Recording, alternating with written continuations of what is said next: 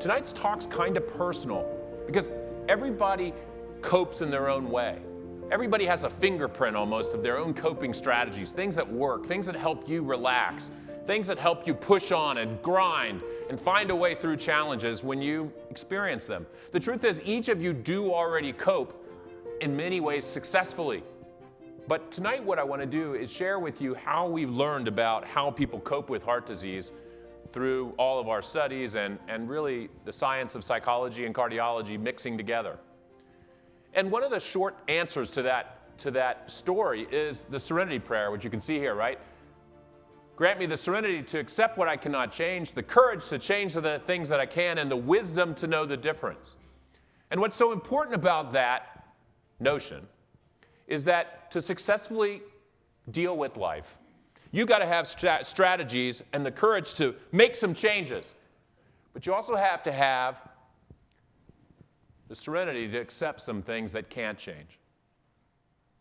And you have to know the wisdom to know the difference. And the reason you have to have the wisdom to know the difference is strategies that over here about cardiac rehab, exercise, taking meds. Those are important strategies to addressing this disease state. But if you don't grieve, or you don't deal with the fears, it's very difficult to do those activities. And if you don't know the wisdom to know the difference, you start using the wrong strategies in the wrong piles, if you will. So it looks like at least one of the short story answers here is successful living with heart disease means that you have some flexibility to both get her done and get after it, but also to be over here and say some days aren't so good, but that's okay. It's okay that every day is not Pollyannish. So you be you means you already know how to cope. Tomorrow morning I'll do grand rounds with the cardiologist here, and one of my controversial, provocative slides will be this one. There's no such thing as cardiology without psychology. And most of them will say, you got to be kidding me, man. You know how much training I got in this? Now you want me to know psychology too? And I'll say, absolutely, because the nature of what you do, the nature of a health threat that affects your heart does impact patients very specifically psychologically. And as you try to heal them, healing their mind will be a part of that story. And so, in fact, we'll talk about that tonight, about the concept of feeling safe in the context of threat. Can we achieve the kind of high-tech, high-humanity? Can you go back to being the person you used to be with confidence? Can you trust this technology? Can you do this? And that's the very idea.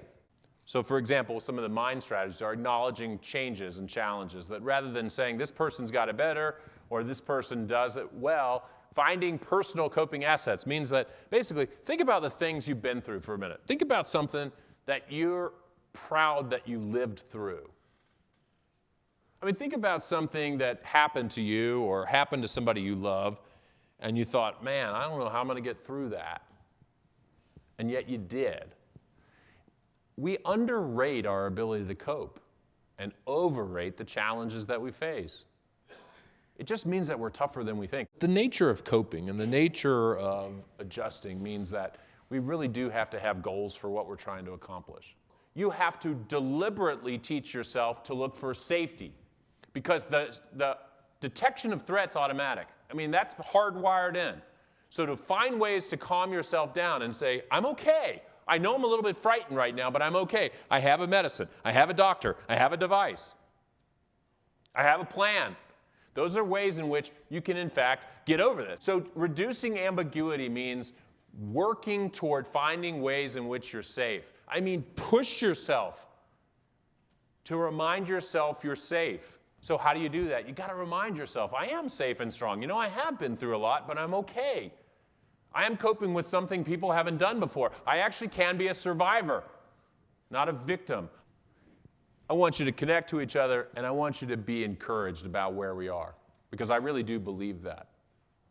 I'm encouraged by our progress, and I'm encouraged by your courage. That is, living with heart disease is challenging, and yet, in many ways, you're paving that way. You're pioneering that spirit.